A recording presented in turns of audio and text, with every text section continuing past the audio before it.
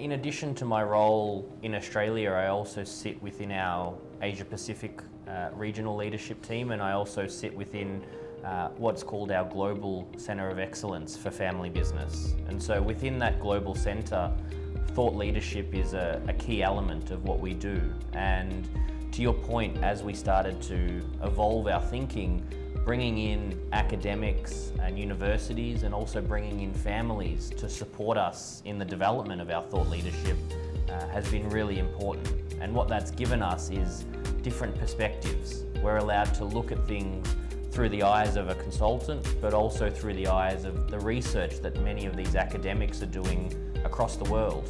And often having families come in to validate or to kind of explain some of the data or some of the information that we're capturing to make sure that everything that we're producing is fit for purpose and is able to be used by our readers and used by our clients because it provides them food for thought. We're looking to give them questions and discussions. It's not always about solutions, which can be strange for an accounting firm to not be providing answers. But in the world of family governance and family business, often it's about asking the right question as opposed to providing a solution. I think the thought leadership that we have has played an important role in helping us answer a fundamental question that clients ask us, which is, what's the best way to go about growing our family business? What are things that we have to change, and what are areas we can improve? So the thought leadership that we have, thought leadership materials that we have, helps us answer those questions and identify best practice. This is a fast-paced world, and many of the family businesses that we deal with, we find that they are growing much faster than they can reasonably accommodate. So one of the ways that they're able to shortcut the process of organizing their house, so to speak, is through digital transformation. So using technology to make certain that despite the rapid growth that they're experiencing, they are able to make sure that they have everything in order, their records, they're able to keep accurate records of what they do. A lot of the families that we're working with, they have a culture of continuous transformation. And that idea, innovation and technology are at the heart of so many businesses now. And I think where we're seeing this come through as well is the rise of the next generation.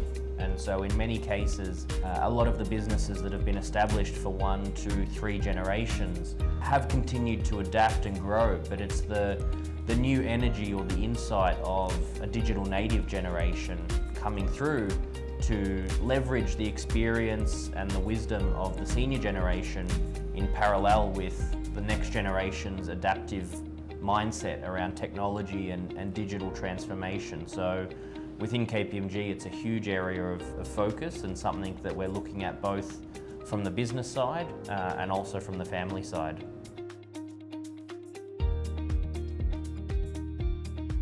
The biggest one that I'm seeing is this need to be proactive around this planning. I think to Jerome's point, where we're seeing businesses grow at rapid rates or evolve at speed, being proactive around the structure that you put behind that is really important to sustain that growth into the long term.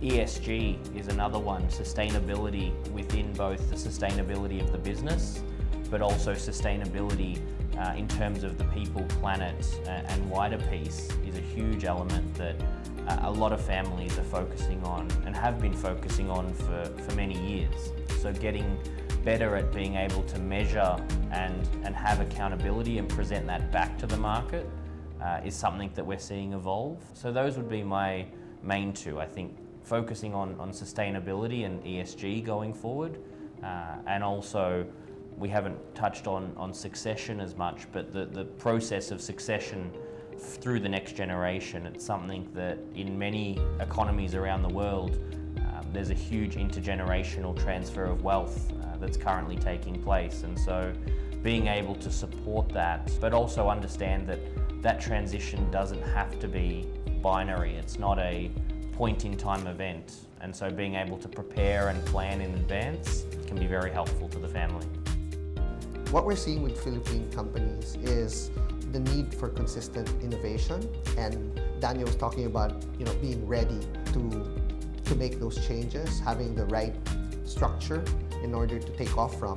What we're seeing is that you need to constantly innovate also your approach to your business so that you're always responding to the way things are changing in the business environment. I think for me that reminds me of a proverb which said kind of, when's the best time to plant a tree? 20 years ago. When's the next best time? Today.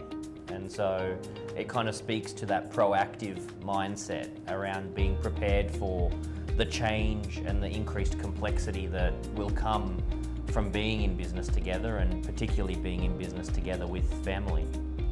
For business owners, they need to continue to remain dynamic in terms of adapting to what's happening in the marketplace. And more importantly, they need to make sure that they consistently are disciplined about the approach that they take.